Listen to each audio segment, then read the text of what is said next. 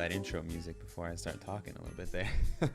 Hey everyone, welcome to another episode of BIM After Dark Live. My name is Jeff, also known as the Revit Kid. This is episode 58.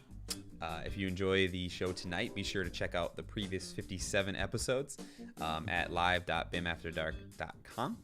Our guest tonight is on many of those previous 57 episodes. I don't actually know how many. I should go back and check, but you've been on a few, Paul. I have the great Paul Aubin with me today. I'll introduce him in a second. We're going to be talking about Excel Revit Schedule Hacking. It's going to be a really cool conversation. I think you guys definitely want to stick around, especially for some of the Excel stuff you didn't know you needed to know, but once you learn it, you're like, that's a great thing to know. So hang around for that. And I guess let's just do it. Let's introduce our awesome guest, Mr. Paul Aubin. What's up, Paul? Hey, Jeff. How are you? Great. Thanks for joining me today. I think it's the third time, maybe? Third time? Oh, is that including the the first time we superhero had one? Superhero one. You came on by yourself doing Revit Essentials, and then I believe you and Marcelo were the first guests, I think. Oh, so the fourth time. Yes, you're right. So you were the first guest before this was even called BIM After Dark Live. I think it was just like a quarantine happy hour, and I said let's jump on a Zoom call and stream it and see if it's fun. And it was fun. In honor of happy hour, I've got my beverage. Cheers. So cheers to you. I'm actually drinking tea tonight. I know, guys, usually I'm drinking wine, port wine, vodka, something nice, but hopefully you can't tell too much of my voice, but getting over a little cold, and if I drink anything other than tea, I will just be coughing the entire time.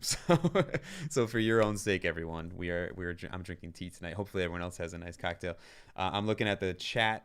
Don't forget, this is live, and so if you're here with us tonight, Thursday night at 9 p.m., ask questions along the way. While Paul's doing his thing and we're chatting, we encourage you guys to interact, ask questions, and sort of go through it. So before we jump into the content, into the show, for anyone who maybe doesn't know my guest, Paul F. Aubin, would you like to introduce yourself to the BIM After Dark audience? Thanks, Jeff. So yes, thank you. Thanks for having me for the fourth time. I am best known, I guess, in the industry as the guy that writes a bunch of books and does a bunch of video training for LinkedIn Learning, which formerly was lynda.com. It's fully transitioned to LinkedIn Learning these days. Revit training videos, doing a lot of that sort of stuff, still doing some consulting too. And somewhere in my deep, dark past, I have an architectural background. So that's me in a nutshell. Awesome. And it's funny. In the beginning, I remember a couple of friends of mine or something. I mentioned, I think I was showing them one of your books. Maybe it was the Navisworks book or something. And one of the guys was like, "Oh, that's the Lynda guy." I was like, "Yep, that's the Lynda guy." So I think anytime I listen to your voice long enough, right? Yeah. Anytime I do training, I say to people, and if you're saying to yourself, "Boy, this guy's voice sounds really familiar," then you've probably watched some of my training videos. Oh man, William just mentioned my voice was a little too quiet, so I apologize. Let me adjust it a little bit. There's a little delay between what you say and what I do, so I apologize, guys. It also could be the fact that I'm sick and trying not to speak extremely loud. So hopefully you guys can hear me better now. Move closer to the mic. Everyone says your volume's perfect, so it must just be me. I'll turn it up a little bit and see what happens. Well, that's one of the nice things about being a LinkedIn author is they've given me this really nice headset here, and it's high quality stuff. Yeah. I had to make sure I got a mic that was really good at noise canceling because I have two kids here, and also, when I'm doing certain things, the computer likes to scream with the fan. So hopefully you guys can hear me a little better. And I forgot to ask you about those little guys. Yeah. So. Oh yeah, they're doing great. Well, part of the reason I have a cold is my son got a cold and brought it home, after his first week of preschool, and then it just ripped through the house like a thunderstorm. as it does. Yeah. All right, so we're an empty nest over here, so I don't. Those days are a little behind me. You can control that a little bit. Yeah. It was nice. It was nice going through last winter. Even though we didn't get to go anywhere, there was no colds in the house, it was because we didn't go anywhere. Right. Times change. All right. Awesome. So, so we're going to talk about some really cool stuff today. Just as a little background, Paul, you're always invited on the show, and anytime I'm setting up and scheduling and looking for stuff, I always reach out to you and see what you're working on. And just for those who kind of want to get a sense of where we're going with this episode, it was something you were kind of farting around with, and then discovered a couple workarounds, and then we said let's expand it a little bit. So maybe before we jump into the content and do our tip of the week, maybe just give a little background on how you got to what we're going to talk about today, so everyone kind of sees the context of it all. Yeah, well, so it's actually kind of almost like a preview of something that'll be in my tip series, probably toward the end of the year in December. So you guys are kind of getting an early look at that. But it originated with a question on LinkedIn. So somebody asked me about doing something in a schedule, and I was like, yeah, I don't know, I'm not sure. And then it just got the better of me, and I went down this rabbit hole. So you're going to see all the different iterations and all the little things that I cobbled together or Frankenstein together, depending on the way you want to look at it, to make this thing work. So. Awesome. Yeah. Yeah. That seems to be a common trait of us Revit users. And I would say, especially what you would consider us Revit super users, I guess you would consider us, is we do definitely go down some people would find them unnecessary rabbit holes. But when you think about some of the stuff that we discover, it's because of that. So I applaud you. I mean, I do the same thing, I start going down, and then you got to go deep, right? The second you start learning, you got to go deep. And so this is a really cool thing. Got to keep it interesting. Yeah. Yep. And as I mentioned in the headline and even in the thumbnail, what's really neat is some of the Excel tricks. And I think I'll admit too that in the beginning of learning Revit, and even to today, there's still a lot of stuff I discover in Excel. And when you start being able to connect the two and understanding how easy it is to do some specific formulas and syntax in Excel, it does make it an extremely powerful tool for you in Revit. So I'm excited to talk about that. We're going to jump into it in a second, but first we are going to bring up our Revit tip of the week, our big bad BIM tip of the week. And this is sponsored by Enscape. So let me let the role play here. It was a little delayed for some reason on me. Sorry, guys. So our big bad BIM tip of the week is sponsored by Enscape. Those of you that don't know Enscape, check out the last episode. Actually, I had Josh Radel on from Enscape. It is a real-time rendering program for Revit. Super awesome. I've got a bunch of content on it, and I'll definitely share links here. If you're interested, head on over to enscape.bimafterdark.com. You'll get a free 14-day trial, and they'll know that you heard about them here. So the tip this week is actually from someone who's on the live chat, and someone many of you may know. His name is Jim Balding, and I was excited to share your tip, Jim. Thanks for sending it in. Jim, instead of just emailing me, he actually screen recorded, I think it was 4 tips. So I'm going to let one play. I chose one of the 4. Sorry, Jim, I didn't want to take 8 or 9 minutes of the time here, but I'm going to play his tip, and then we'll come back to Paul's stuff. So thanks, Jim, and let's let it roll. Good morning, Mr. The Kid. Jim Balding here, and you asked for some badass tips, and I don't know if this is badass, but it's one that I did actually yesterday, and it replicates something I've been doing for 30 years, and that's checklists.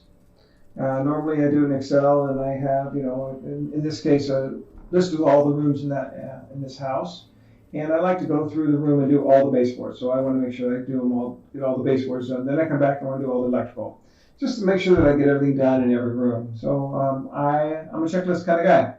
I've been using Excel for a long time, and then I realized I could just put it into a schedule. So I created a schedule, and I call it room checklist. And really all it is the room number, the room name, and then what I call task complete. It doesn't say what the task is, it's just the task that I'm on now, and say it's baseboards. Have I completed it? So what I'm doing, if I'm bebopping around the model, and I'm in the laundry room and I've done the baseboards in this case, I click off in the properties dialog, task complete. And then it highlights that in, I want to say the spreadsheet, but the schedule. The laundry's been completed. I can go into the mudroom, etc., or I can just check them off in the schedule itself, and the complete. And you notice that it's highlighting yellow is good because yellow means that that room is done. Also, if Steve's working on the project with me, he can be checking things off, and then I know that item has been completed. So that's a good thing. And then the thing of it is to clear it. We click on the sorting and grouping, and you know this. You uncheck everything and say do not itemize. It compresses the checklist into just one line. we check and uncheck, and now everything's unchecked. So we come back and we go sort by number and itemize everything, and our checklist has now been cleared. So it was something that worked really well for me, and I thought I'd share it. All right. Sweet. Thanks, Jim. That was an awesome tip. I hope you guys enjoyed it. I thought it was pretty cool. It was unique and something different. So thanks for sending it in, Jim. And you're going to get a free t-shirt, Jim. So shoot me an email with your information. I mean, I have most of your information, but shoot me an email and remind me, and I'll send you out a nice free t-shirt from BIM After Dark. And thanks again for Enscape for sponsoring that segment. Again, head on over to enscape.bimafterdark.com and let them know that you heard about them here. So, Paul, I'm sorry you actually didn't get to see the tip, so you're going to have to watch it later.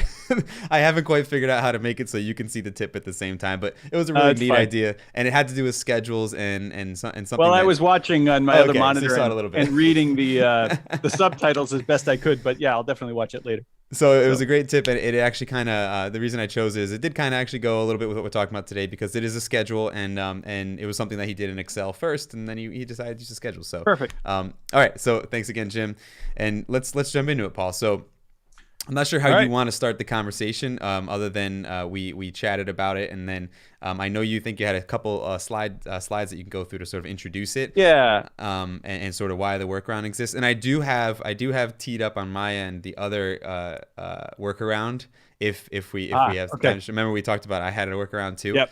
That'll help show why it's what you're doing is pretty valuable, because my workaround's kind of funny too. Yeah, let's definitely allow time for that. All right, so cool. Jump right into it, man. Let's do it. All right, so you're seeing my screen? Yep. All right, awesome. So little bit of homework or pre-work if you're interested. If I do a weekly series on LinkedIn Learning called Tips, Tricks, and Troubleshooting for Revit. So there's a QR code here if you want to scan that, or there's the link right here that'll take you there. These 4 videos, or 3 videos, sorry. These 3 videos are all kind of covering little bits and pieces of the stuff that I'm going to string together tonight. So if you want to kind of see a little bit more of a coverage of any one of those things, then you're welcome to check any of those out. And I don't know, Jeff, do we want to make some of these slides available afterwards? Do you have a mechanism of doing that? I don't know.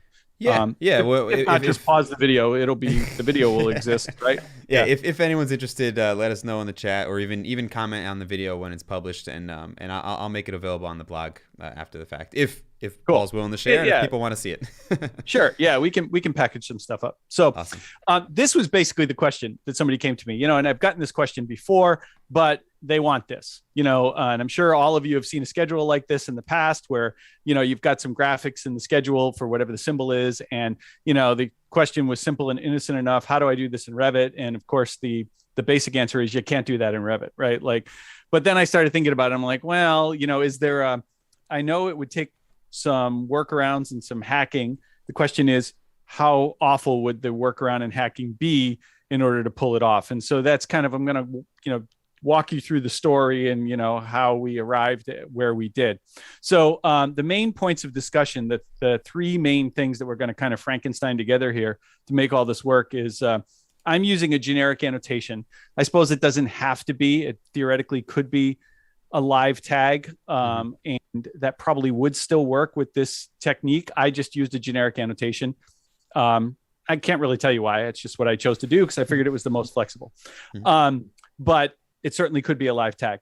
Lookup tables. So that's where a big chunk of the Excel stuff is going to come in, because the easiest way to build a lookup table is using Excel. And if you're not sure what a lookup table is, don't worry, we'll talk about that. And then custom fonts. Ooh, there's a little teaser for you, right? Okay, what are we talking about there? So anyway, let me show you the first thing I tried, and I'm only going to show you this in PowerPoint. So just to save time, I'm not going to go through this in Revit because honestly, I'm not happy with the solution. It was kind of a dog, but the idea is, okay, again, we're trying to achieve this, right? So what you could do is leverage the ability of objects in Revit to have a image parameter. right? And so there's a built-in image parameter both at the instance and the type level. This solution would only really work well at the type level. The instance level is kind of a dog. It doesn't really work. So you have to do it at the type level. And depending on how many keys you had, how many notes you had, how many symbols you had, this could be a really big task. It could be a lot of work because you'd have to literally create a graphic for every one of your numbers. And I mean, you could create those graphics in Revit, but then you have to create a PNG or a JPEG from each one of them. Okay. And so those were originally created in Revit, but then turned into PNGs. And you can see right here where the PNG is loaded in as a parameter in this symbol, right? So you're here inside the family now, and you've got that graphic, and then you click the little browse button there and you load it. But as you can see, you'd have to have all these different images that would be loaded in. They're all separate PNG files. They could be JPEGs, and then you load those into the thing. And then the next problem is the keynote number is going to be something that you're going to generate, just in the course of placing your tags, but there's not going to be any intelligent way to link that to the correct image. So you're literally going to have to match those up manually or use programming, like maybe Dynamo or something else like that to string all those together. And again, if you had a handful of these, it might be manageable, but if you have dozens or hundreds of these, forget about it. It's not going to be fun at all, right? Okay, so this is about the lookup table. So I'll come back to this later and show these links again, but that's why I kind of bailed on that idea. So let me just jump into Revit now and talk about what I've cobbled together here. So ultimately, I'll do a little bit of a spoiler. We're going to solve this by using a custom font, but to get there, we're going to have to use each of the other two things I mentioned: a generic annotation and an Excel file that's going to become a lookup table. Now, this first file that I have open here is just in case you're not familiar with what a generic annotation is. So I'm just going to run through this really quickly, just to kind of, make sure you see the full solution here. So this one in the middle, let me double click into this viewport here. This one here in the middle, you can see this is an out of the box example. So if you go to load family and you browse to the out of the box Imperial folder, you're going to find this family in there that's called label annotation. And there's a couple of them. This one is 1-8, so it's 1/8 inch scale or 1/8 inch tall text. There's also a 3/32 one and a 1/16 inch one. So that just refers to how tall the text is. But the superpower of a generic annotation is it's an object that reacts to the scale in the view. Okay. So this is an out of the box one where it's really just a keynote, right? And you literally would just click on here and type in, whatever you want it to say. And then in this case, it's a type property. So it's telling me I'm changing the type. So if you wanted to keep the original, of course, you'd have to do edit type, duplicate, and, and so forth. But that's really all there is to creating that symbol right there. Now, these are also symbols, right? Now, part of the problem with generic annotations is it's kind of confusing because they have different terms depending on which aspect of them you're using. So if you're creating the family, it's a generic annotation family that you want. So you would go to File, New, Family, and then you're going to make sure that you're choosing the, hate when that happens. Oops. Well, I could have done it in metric too for my metric friends on the call, but you're going to make sure that you're choosing the generic annotation template or the metric equivalent of that. And that's what's going to give you that scaling behavior like this guy. So if I change the scale of this view to something else, do you see how the text changed size and the leaders change size? And so do these other two symbols over here. I think this was 1/4 inch when I started. So let me go back to that. Now here, I've also got a north arrow and a bar scale, and I've got another one here, which is just more customized version of a generic annotation. So they're all just generic annotations, and they're all kind of taking advantage of that same feature. It seems like those are in a different viewport though, which is kind of weird. Oh, that one's right there on the in the sheet. Shame on me. Okay, must have done that by accident. But I mean, you could do that, but a lot of people would frown on it. So anyway. It is possible to put the parameters in there as type or instance. So here's an example where they're instance, and there's pros and cons to each one. Obviously, I don't have to do edit type duplicate with this one in order to change it. I can simply type in a new value. So if you're creating one of these, again, it's a generic annotation, right? And if you hover over it, that's what the category is. But if you want to place one of these things, you're not going to find a generic annotation tool anywhere in the interface. You're going to have to go to annotate, and you're looking for the symbol tool. Now, if you hover over the symbol tool, the tooltip does say it places a 2D annotation in the current view. So it gives you a little bit of hint that it's using that that kind of family, right? But that's a little terminology gymnastics, I like to call this, right? And then finally, if you want to schedule these things, that's another superpower that these things have. But in order to make a schedule of generic annotations, you have to know that it's actually called a note block. Okay, so this schedule right here creates a schedule of the annotations using the symbol tool. So this tooltip is the most specific, telling us exactly what's going on there. But again, if you're new to this, how would you ever know that a generic annotation, a symbol, and a note block are all related to one another? You just wouldn't, right? It's kind of a mess of terminology. There's another really interesting and unique feature of the note block schedule. It's the only schedule in Revit that schedules a family rather than category. So you're picking the specific annotation family that you want to appear in the schedule, not the category. So it wouldn't do all generic annotations. It would only do this one or the bar scale or this one, right? So that's kind of interesting and a unique behavior. So that's a little bit of the background on generic annotations. So kind of file that away, keep that in the back of your mind. The one that I'm going to be showing you is similar to this one. It's just a really simple graphic. It's a circle and it's got one piece of text in it. And then the other thing that's interesting about it is, notice when I click on this, that's what you're seeing, the designation, but there's also these other parameters that are hidden in there. And so for the folks that go back to the AutoCAD days, this is very similar to a block with hidden attributes. Right. So generic annotations have that behavior as well, where you can create these kind of hidden parameters. And the reason you'd want to do that is because we can have those appear in that note block schedule. Okay. So that's the first part of the puzzle that we need. Generic annotation. Like I said, you probably would work with regular tags as well. I just didn't do it in my examples with regular tags, but I don't see any reason why it would not work. Okay. Awesome. I think that's a huge point that anyone who may be not familiar with this process, we should just reiterate it one more time. So generic annotation families. So whether you started in a template that has them or whether you make them from scratch, right? Maybe it's a demo note, maybe it's a plan note, maybe it's, the symbol that you're talking about. Right. Those, the way you place them is going to annotate and clicking symbol. There's no button that's called generic annotation or generic whatever. And then if you want to schedule them, there is no generic annotation schedule. You have to go to note block. So I just wanted to reiterate it because it is important and it can be extremely confusing to new users. So I think it's great that you laid that out because it is extremely confusing. If you went to schedules figuring, well, I'll just choose the generic annotation category off the list, you're not going to find it. You're going to find generic models. You're not going to find generic annotations because it doesn't schedule the category. It schedules the family, right? So let me show you the difference, right? When you go to note block, you see how it lists all the generic annotation families there? It's a very different experience. It's still a schedule, but it's just a different kind of schedule. Okay. Awesome. All right. So that's the first piece, the generic annotations. Now, I'm going to jump over to this file.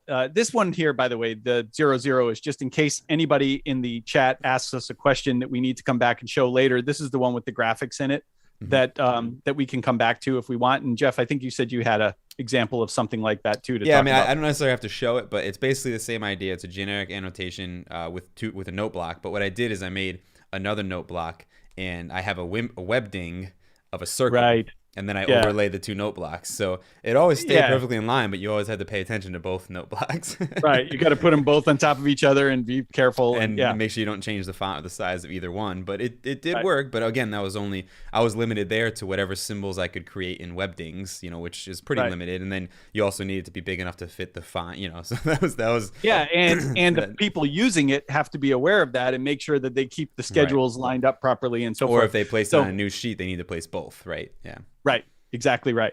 So, so now I'm going to actually this one really is just a follow-up of this one. So I don't really need to talk about this one anymore because I built this other file. So my apologies. This one is just showing that, if I get some time, I'll show you what I did in here. But this is just a bar scale that, oh no, sorry. This one starts talking about the there is a reason for this one. Sorry. My apologies. I forgot what what my next thing I wanted to show was. This is the first example of a lookup table. Okay.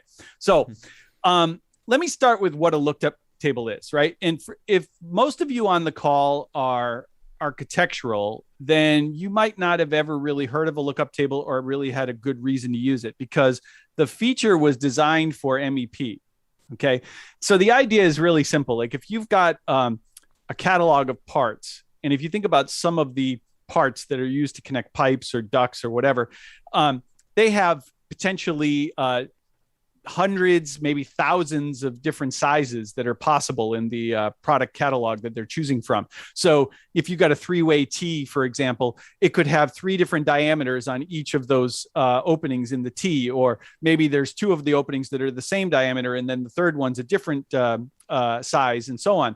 And then maybe there's even rules that govern if you choose this size for the first opening, then these other 2 sizes have to react in some, based on some formula or whatever, right? So you can end up with dozens, hundreds, thousands even of variations in these catalogs. And if you tried to build that in the traditional way in a family, you might get these if statements that just turn into this just ginormous mess of, parentheses, and if you miss one parenthesis, you're done, right? Not to mention if you dare zoom in or something like that, and then it just all jumps all over the place. Yeah. Plus, let's not even talk about how wonderful the family types dialog is for editing formulas, right? It's just not the most user-friendly place in the world. Mm-hmm. So for all those reasons, this is many years ago, they invented these lookup tables, and it's just a spreadsheet. It's an Excel file that is exactly what it sounds like. You're starting in one value, and then based on that value, you look up across the row for other values related to it. So you could build this table of entries that say, here's, column C, for example, and the items in column C, if you choose that, you want D, E, and F to fill in for you based on, that first value. And there's all kinds of interesting things you can do with that. So it was designed as an MEP feature. It's largely used by the MEP folks, but when I saw it, I was like, oh, that looks so cool. There's got to be an architectural use for that. And for years, I've been trying to find architectural uses for this. It's one of these little things that I became obsessed with, right? Nobody asked me to do this, but I'm just like, there's got to be good uses for this, right? And so one of the ones that I came up with not too long ago is this flexible bar scale. So, if I jump in here and look at this, this is a generic annotation just because we wanted to react to the scale of the view, and we're taking advantage of that feature of the generic annotation. So that ties it back to the first topic that we were talking about. But, and this really only is a valid solution for us here in the US that are using imperial units. So for those of you that I saw, we had some folks in Australia in the chat there and so forth. So for those of you anywhere else in the world that are using metric, then you don't need to do what I'm about to show you, because it's just numbers and you can easily do the calculation based on the numbers. But because 1/8 inch, the proportion is 1 to 96, but I don't want to say 1 to 96 right here. I want to say 1/8 of an inch with the hash marks equals 1 foot 0 inches, right? That has to be text. Okay. So if you want to be able to have one parameter drive the whole thing, which is what I was after here, right? So if you select this, you can see that there's a scale factor parameter here, and then all of the others are grayed out. So I've got scale, end, mid, and start. That's these numbers floating across the top here. And then the scale itself, which is the text value here. And by just simply changing this number, it will react and update everything. So these are being done mathematically, the 2, 4, and 8 feet, but this one down here is being done with a lookup table because it's a text value. You probably also know, if you've done any family editor work, that you can't do text formulas, right? Like it just says no, right? So you're not going to get that.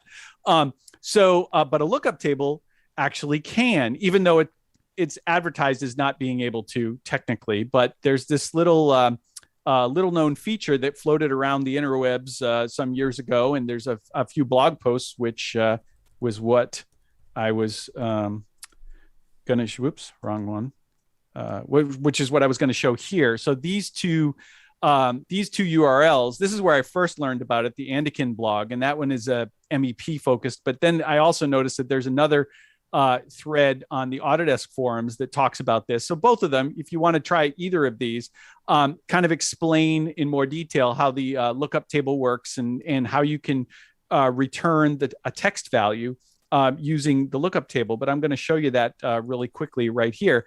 This one is so super simple because the Excel file literally just uses 2 columns. Okay, so let's take a look at that Excel file now. And it is this guy. And what we've got here is in column A, we've got our scales. And these are just text, like literally typed in exactly how you want them. And I can't recall when I built this. I'm sure I did some simple text formulas in Excel just so I didn't have to do quite as much typing. I didn't have to type each one, but it would just be, ampersand. When you want to put 2 values together, right? For those of you that are new to Excel, you just use the ampersand to stick them together. So if in this column I had A and in this column I had B, then over here I can do equals A ampersand and this one, right? So I'm saying grab the value in column G and then the value in column H and stick them together. And when you press enter, you see how it says AB, right? Mm-hmm. So I could type out 1 foot 0 inches just once and drag that down through several cells. And then I could ampersand that, stick that together with the other ones. And you could even start doing some formulas for 12 inches, 6 inches, 3 inches, and ampersand the. So I would usually do something like this, right? You might do 12. You might do the quote symbol here. You might do the equal sign here, right? And then you just start to stick them all together using a collection of ampersands there to kind of concatenate all that. And boy, would I love to have concatenation in the family editor someday. Oh my God, I know. Yeah. The more I learn about the DAX syntax, and because a lot of Power BI stuff I do, I'm like, man, the freedom. I mean, I've done exactly what you're saying, where there's some things that I've literally exported out of Revit and did the math in Excel just because the formula was so much easier to do, and then dump it back. But, whenever I have to do something like this, I'm usually got like 5-8 different programs running at the same time. I'll be using Word for search and replace, and I'll be using Excel for concatenation, and I'll be using Notepad to strip out any funny characters, and I'll be using Notepad++ when I want to see it format. I mean, it's crazy. And then you're like, now which program was I in again? But this one, I wanted to show this one because it's pretty simple, right? Mm-hmm. So however you get these numbers, even if you type them in manually, which would be the slowest way, but as you could see from what I just talked about, you could do some formulas and build these a little more quickly. And there's not that many of them, right? There's 29 scales. Here, it's just that scale factor number that we had back in Revit. So what's happening is here in this family, we're monitoring or watching the scale factor parameter, okay, in that family. And I'm going to open the family in a minute and show it to you, right? So right now the value is 48. And so what happens is it looks down for the value of 48, and then it's going to return whatever it finds in column A along the same row. So if you change it to 120, it would return 1 inch equals 10 feet. If you change it to 96, it'll return 1 inch equals a foot. And so that's how that's happening. So as long as you've got the correct value next to the value that you're looking up, you're just simply looking up a number here and it returns the corresponding value here. Now, a more sophisticated lookup table can actually have multiple columns. So when I was talking about that T in MEP example, you can look up, a 6-inch diameter radius in column B, and then based on that, it can give you values from columns D and E and F, right? That it writes into different places in your formula. So it's possible to look up multiple values. I'm not doing that here. That's why this one is so simple. Now, the other thing that we're taking advantage of here is this. I don't know if it's a bug, a feature, or just something that nobody knew was going to work until they tried it.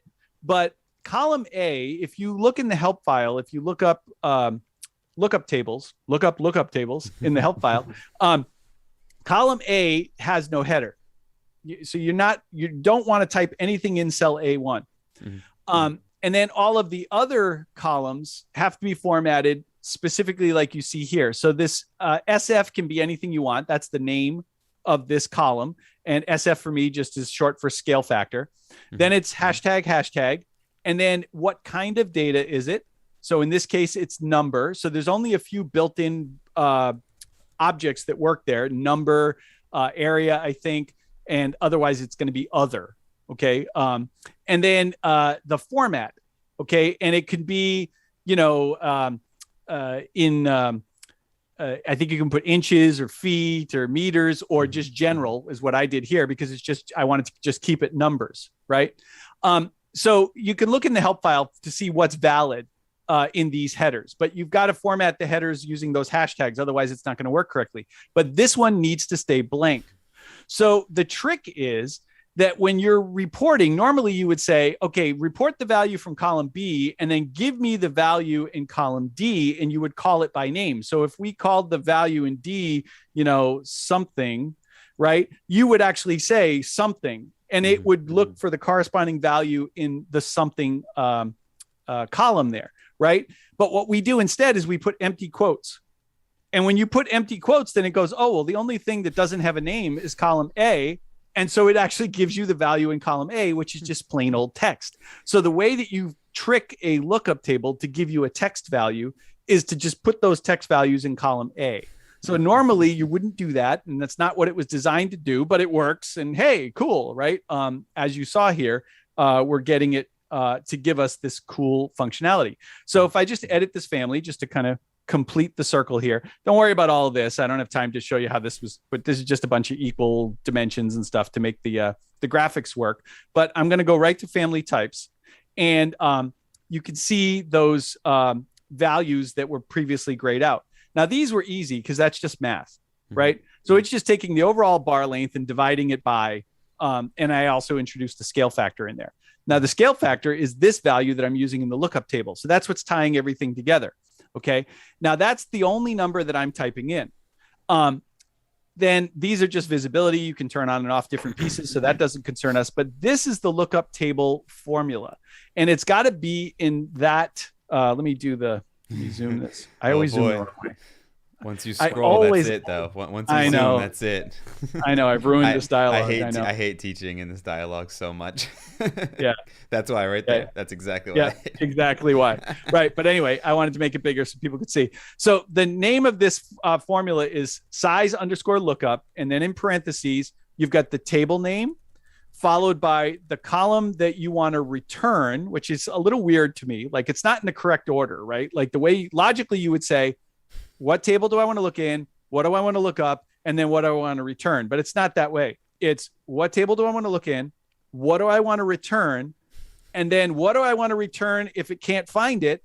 And then finally, what column do I want to look in?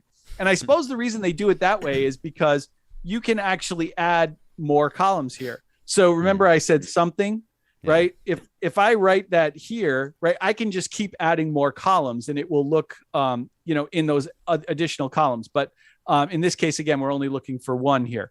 So we're looking in the table name, but I put that in another parameter. Now you don't have to do that. There's two ways to do this. You can either create a text parameter called whatever you want. In my case, I called it table name, and then point that to your Excel file. And I'll show you how to do that in just a second. Or you can write your Excel file name directly in here with the .csv. So you don't want .csv if you're pointing to the parameter, but you do want CSV if you're addressing the table directly. The reason I prefer to do it this way is it's easier to change later, right? Like if you need to change the table, you can just change this parameter and you don't have to mess with this one at all. Right. Because it's still looking at the same parameter, but it's a matter of preference. So anyway, we're looking in the whatever Excel file is listed in the table name parameter. Think of it that way. And in my case, it's called scale list. Then we're going to return the empty quotes. So that's what's giving us the scale value. If it can't find the scale value, I told it to just write n/a. So that's just the error value, right? You could write error. You could write, sorry, don't have that scale here, right? You could put anything you want there. And then finally, this is the name of the parameter in this family that I'm looking for. And so that one is up here at the top called scale factor, right? And so it's going to look for that value 96 in my table.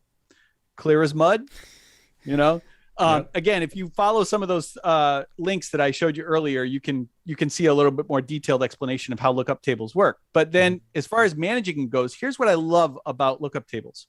They are built right into the family. So once you load, right, you click this Manage Lookup Tables button here, you click Import, and you just browse out to a CSV file. Once you've loaded that into your family, you're done. It doesn't link to it. You don't have to send somebody the Excel file in order for this family to work.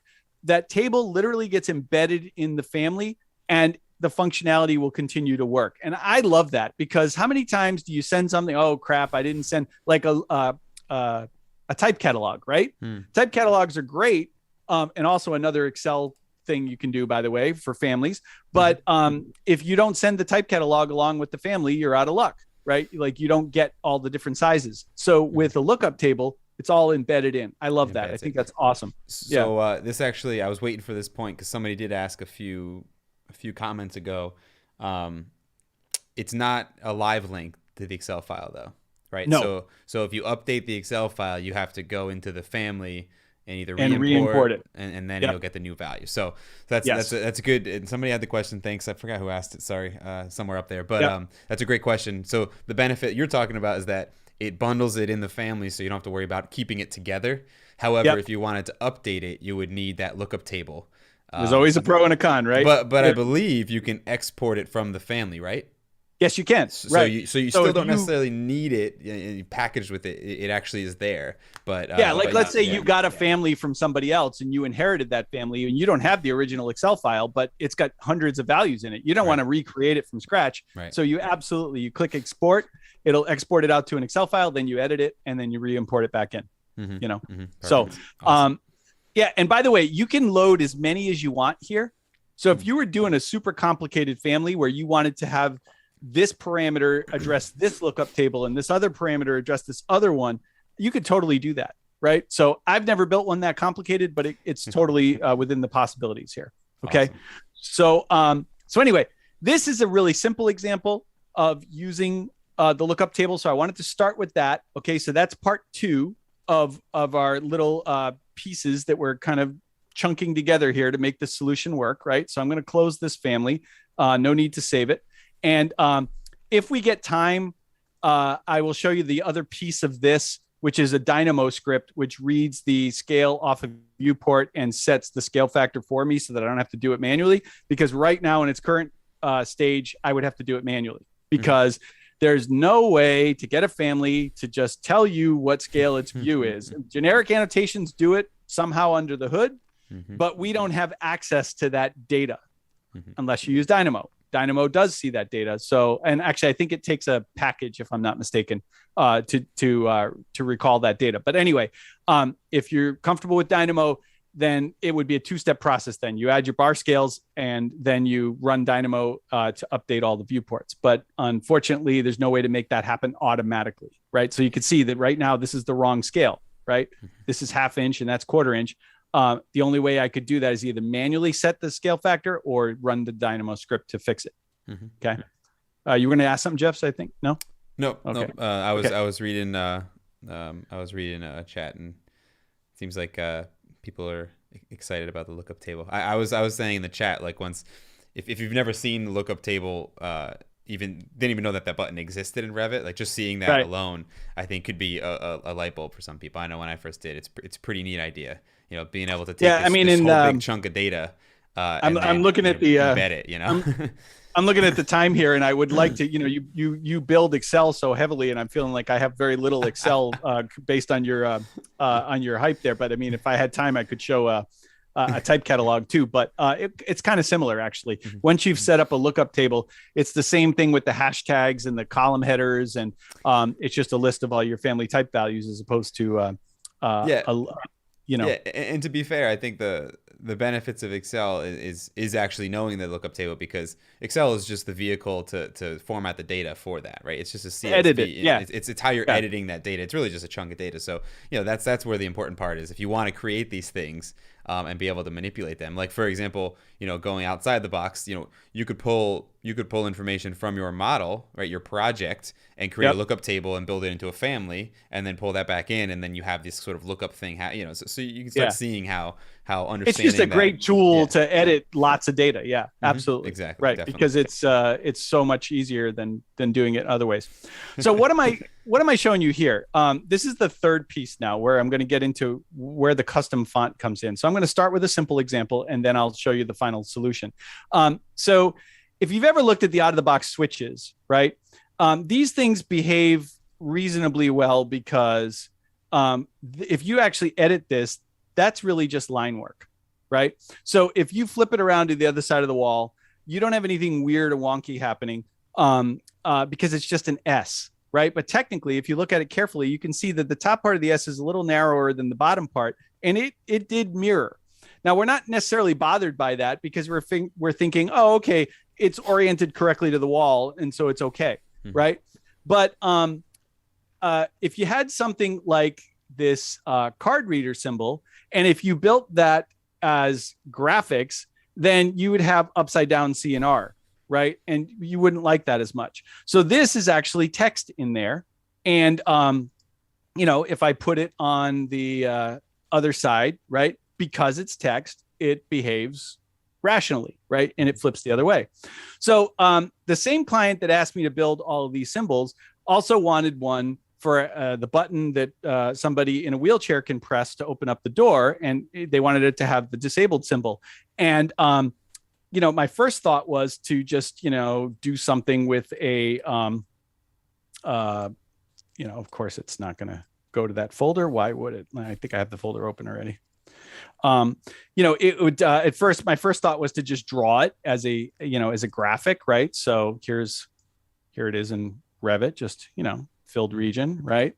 Okay. But the problem with this is we're going to have that problem with the S, right? That we weren't bothered by with the switch because it's still believable. But here, if you flip that symbol to the other side, it's, oh, by the way, for those of you that are not in 2022, notice how I went to mirror and copy is turned off. So that's a new feature now, is that all of your options bar settings remember across sessions of Revit, even, what you set last, right? So if I flip this, right, that's what it would look like if we just used graphics in that symbol. Not to mention the fact that you're likely to run into that dreaded line is too short error if you try and do a symbol like this inside of something, oops, wrong one, inside of something like this little symbol here, right? I mean, you're going to run into the line is too short, right? And I'd love to know how Revit decides what is too short, but that's a discussion for another day. So I was thinking about it, like, how can we solve this? And I thought, well, why not just do what we did with this guy and do it as a font, okay? And so the font that I created looks like this. So I got really lazy, and there are no other letters in this font. But as you can see right here, that that one character is that same handicap symbol.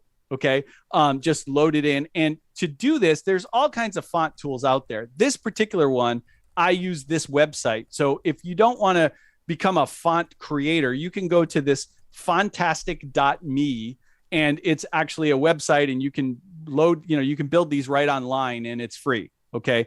Now there are other font tools that are more sophisticated that cost money.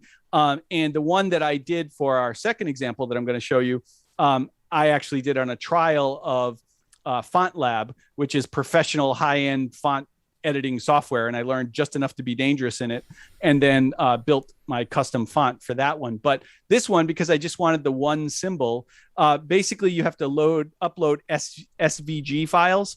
So I started with that Revit symbol. I exported it out to, I forget what now, probably a DWG, and then opened that in Illustrator, because Illustrator can open a DWG and can also make an SVG. So I went from Revit to DWG to Illustrator, and eventually got to this SVG symbol right here, which is what I uploaded to the font site to create this custom font, right? So that's how I got around to all of that. And then this guy is, if we edit that, I don't even know if I have to edit it. I probably could do it, and you can see there.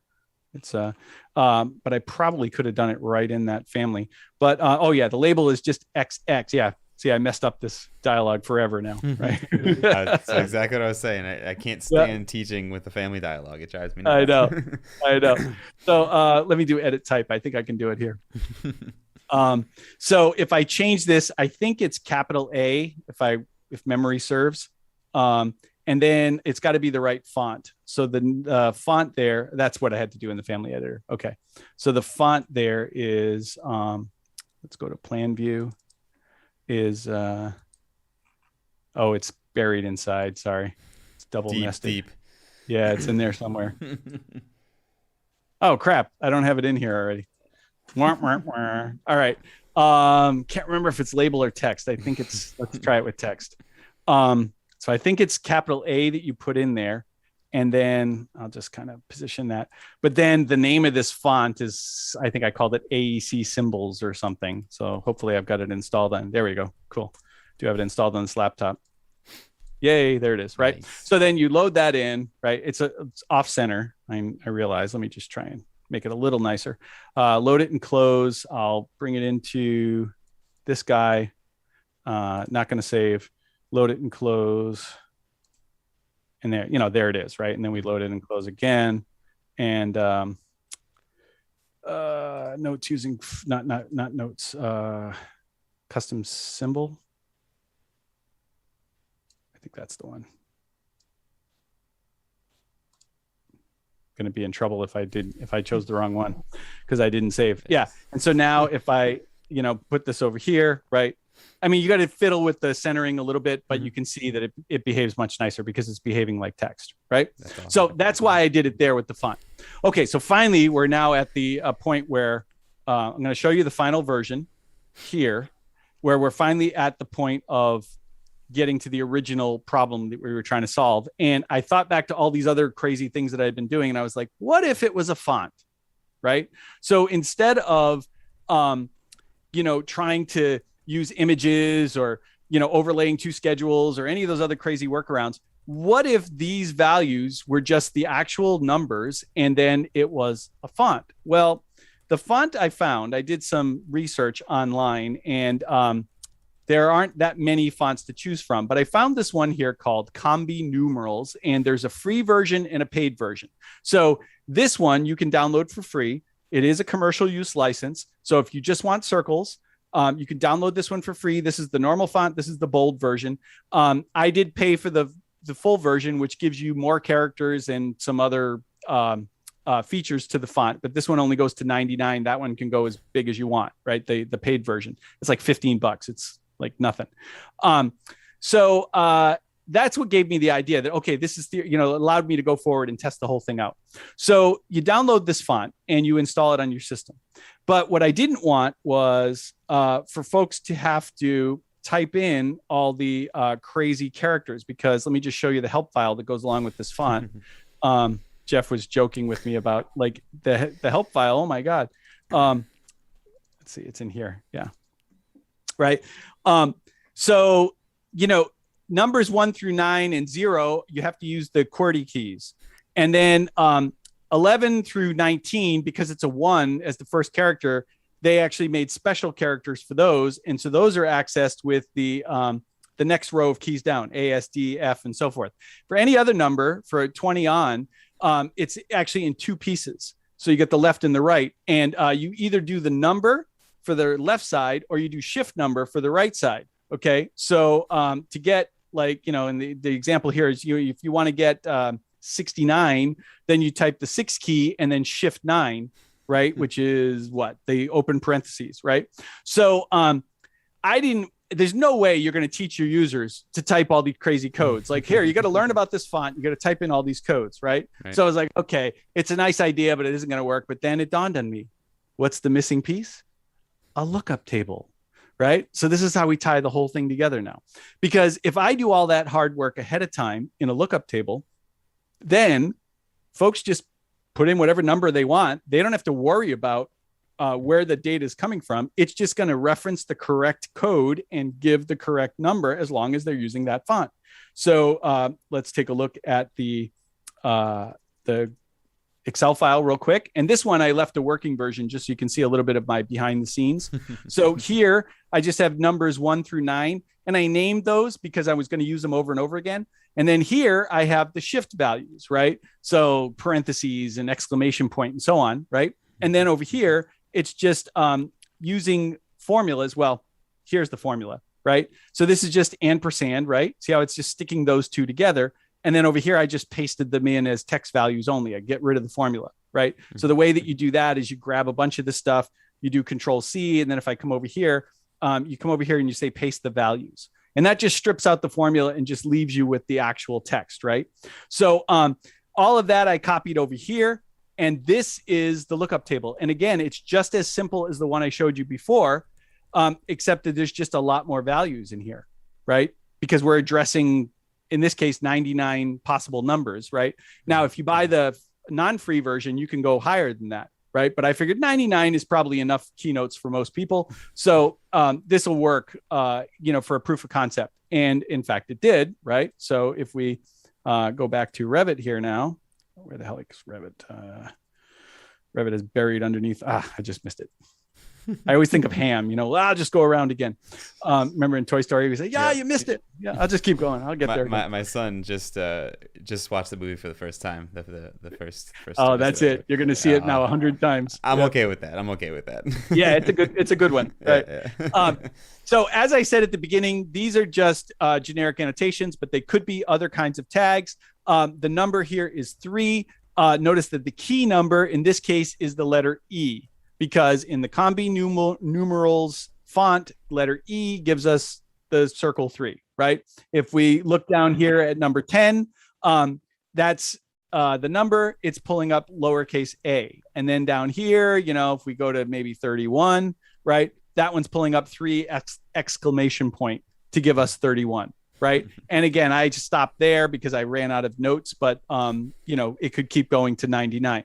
Now, the bonus piece is if you want to build your own font. Now, here you can see what happens if you don't have the font installed. Right. So somebody actually had a question. What happens if you don't have the font installed? Because Revit sometimes doesn't show anything, but because you're inputting values, right? It's showing that you are inputting values. Right. Yeah. So you're going to see the key value that the font wants to see, right? And that's and then people are going to look at that and say, what's going on here? Well, if I just, I think I can do this with Revit running, hopefully. So if I just go over here, this part I can't share because I just don't know the legal aspects. Because let me tell you what I did. I took the combi numerals font. I downloaded the trial version of Font Lab because I didn't want to pay $500 to buy the full version. But if you're a font geek, then it's a great piece of software. Go for it. But I opened up combi numerals and I changed them from circles to hexagons. And I learned just enough to be dangerous to learn how to do that. And then I resaved it as a font that I called, I just called it combi hex, right? So I should theoretically be able to load this. So I don't know what the difference is between that one and this one. So I'm not sure why I have 2, but I'll just load this one, right? You could see. So again, legally, I've probably broken the copyright on what I was allowed to do with this font. And so that's why I'm not going to share this font and make it worse. But I'm going to just tell you that, you could write your own font if that's something that you're interested in doing. And I'm going to install this. And, just to prove to you that it does work. And then it's up to you to build your own font. And then let's see if we can just close and reopen this one file here. So I'm not going to save it. And that one's 04. So, or no, I forgot. It's notes using font. Okay. 04 was just the name of the view. I named the views so I would know which order to go in them. Makes better television. But there we go. Right. So now it's going in, and because I have the font installed, it's correctly swapping them out. So again, this could be any symbol you want. And the only thing that stands in your way of being able to do that is your knowledge of font creation software, right? So whether you use that free one or the expensive one or something in between, there are dozens of font creation software packages out there. So you could use any one of them, not just the ones I mentioned. right?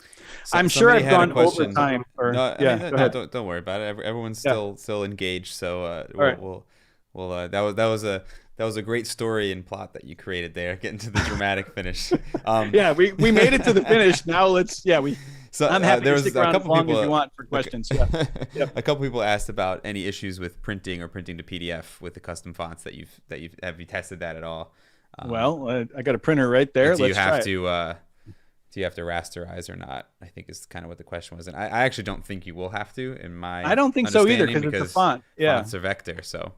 Right. So let me do. I'm gonna go ahead. Next question. I'm going to do it live. Right. What better way to see? I want to do visible portion of the current view. So Pervy asked, or more of a statement, which I'm gonna highlight here because I think it's a good one. Is she said, "I'm gonna pretend that you didn't just show us how to add symbols to the schedule. I'm always trying to get people to stop doing that because that's a CAD holdover." And I will agree with Pervy on that one. It's one of those things. Well, for okay. Let's talk about that for a minute. For the longest time, it was because it was such a pain in the ass to do, or you couldn't do it. Right? You couldn't do it. Right. And that's the point I want to make. The reason we say it's a CAD holdover is because we can't do it natively in Revit. And so it's like the pain that you have to go through, unless you're crazy enough to do like what I just did, it's just not worth it. Mm-hmm. So I'm perfectly happy to tell people, look, I mean, you start explaining to them what's involved, they'll go, oh, forget it, right? Like if it's not something you're interested in. Mm-hmm. But that doesn't mean that it's in and of itself, it's necessarily an invalid thing to want to do, right? So just because Revit isn't good at some of the things that CAD used to be good at, it's good at so many other things that CAD couldn't even dream of doing, right? So there's definitely a trade-off, but that doesn't mean that we shouldn't necessarily want those things, right? Now, the question really comes to, is it, do we really want the developers at Autodesk spending time giving us the ability to put symbols around numbers in the schedule when they could be fixing so many other things that we wanted to fix? And that's the real question, I think, that's more important. But, if it turns out that they said, oh, no, I could knock that out in 20 minutes on my lunch break, you go, well, then, yeah, give it to us, But if it's like, oh, that's going to be 6 months of development time, no, it's not that important to me. We don't need that. To answer I know you're not going to see it on my camera, but I can kind of see it a little bit. It looks like, yeah. Move it over a little to the left. Or you're right. There it is. Now everyone can see it.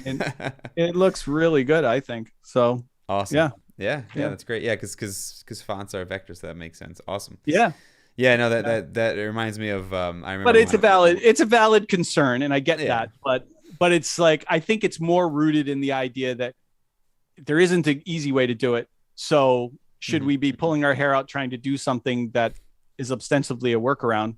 I can't answer that for you guys, but hey, what I like about this is, as workarounds go, it checks a lot of boxes. Once it's set up, the setup is the hardest part, and that's one person's task. Once it's set up, the users won't even know. Yeah, I mean, it just works. You're just right. As long as you've got the font on their system, it's just going to work. And they're not even going to know the difference. So, so if you're going to do a workaround, that's the kind you want. You want a workaround that is self-maintaining. Right? Yeah. Once the template's set up, all you need to do is make sure that the fonts are on the computer, and then right. you're just using it, which is pretty cool. But the other takeaway from this is, if you ask me an obscure question on LinkedIn, you just might pique my interest, and I might go down the rabbit hole. So so I'm just saying, I can easily be tempted by these things. So there it is. That's awesome. Yeah. Cool. All right. Well, that was fantastic. What else we got? Any other questions? This is Scoured X, who is a regular viewer. Hey, how's it going? He said custom font can create some awesome curtain wall panels. Oh boy, no, I don't know about that. but I do think it's interesting because to me, the whole bringing in the lookup table and the idea of lookup table, I think hopefully the custom font, it's sort of the end goal, or the end for you was that sort of custom font and connecting the dots. But I think that is a way to sort of have people understand the lookup table as well in an easier fashion. Well, and that's also why I showed the bar scale first. Yeah. Because I think the bar scale is at least for those of us in the US that use imperial units, that's a more accessible everyday use of a lookup table that that has some real practical value to it, because again, it's built into the family and it just works. Once you've set it up, it just works, right? But I also think I do think the font one is a good example though, because yeah, in the lookup table you're seeing all the crazy number combinations you need to make it. But if you imagine those as being the symbols, then visually when you think about it, I'm typing in the number 1 and the lookup table is looking for that, and then it's looking for the symbol, right? And so exactly. Like if I think as far as just understanding the concept of the lookup table and how you're using Excel to sort of hack into the Revit families, that's pretty neat. It's a cool way to think about it. I have this happening. Oh well, I was going to show you. I wasn't showing your screen, but I'll show everyone just because it's fun for Dynamo users. Paul was opening a graph in the background, and he this is. What I haven't seen this in a while, but yeah. We won't show that then. Awesome. We'll have to have you come back on, and you could open some graphs that work. How about that? Yeah, I was going to do the scale graph, but yeah, not today. Oh, well. And then someone did ask, printing to PDF can be different than printing to a printer. And so, we don't have to test that right now, but, yeah. Some people, in my experience, it has more to do with your PDF printer and some of the settings when it comes to fonts like that than anything else. But it is a font. So it's, if regular fonts print well, then there's no reason why this one shouldn't as well. Mm-hmm. And they just, give you a little peek behind the curtain of how I approach the font. And again, I am by no means a font designer. Oh crap! I keep doing this. I got too many things open. But I wanted this. Okay. So I've got a temporary file here. This guy. Here it is. Font sketch. So I couldn't think of any better way to do this, because man, it's like when you go into another vector-based program and it doesn't work like the ones you're used to, you're just totally lost.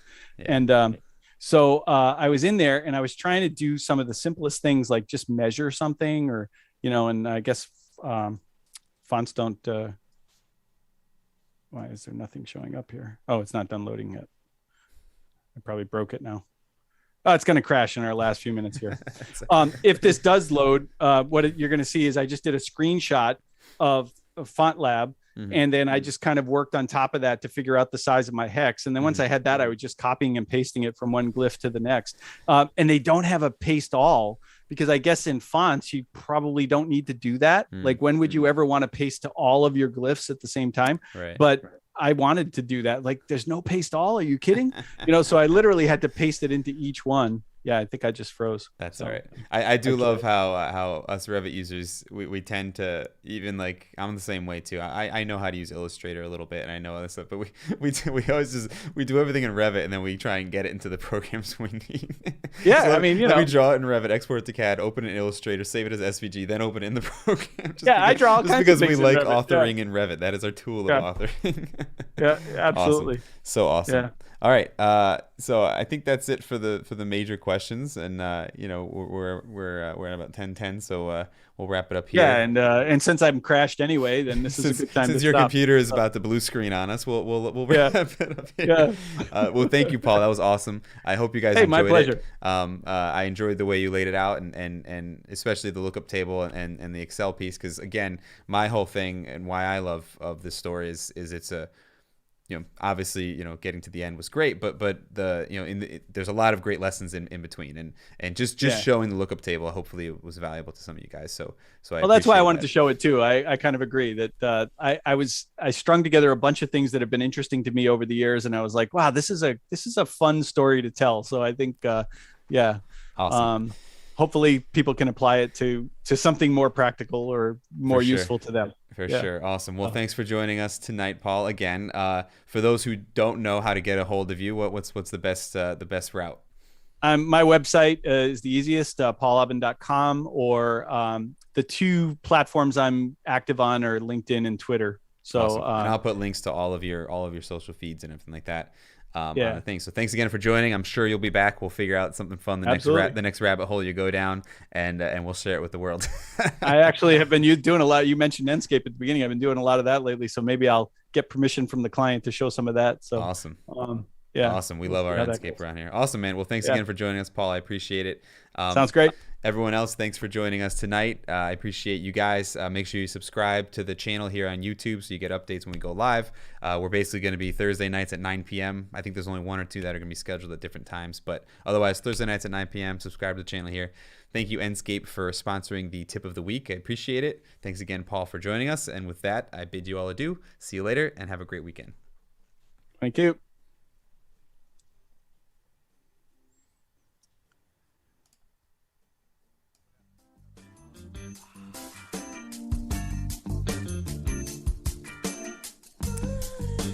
Yeah, so they're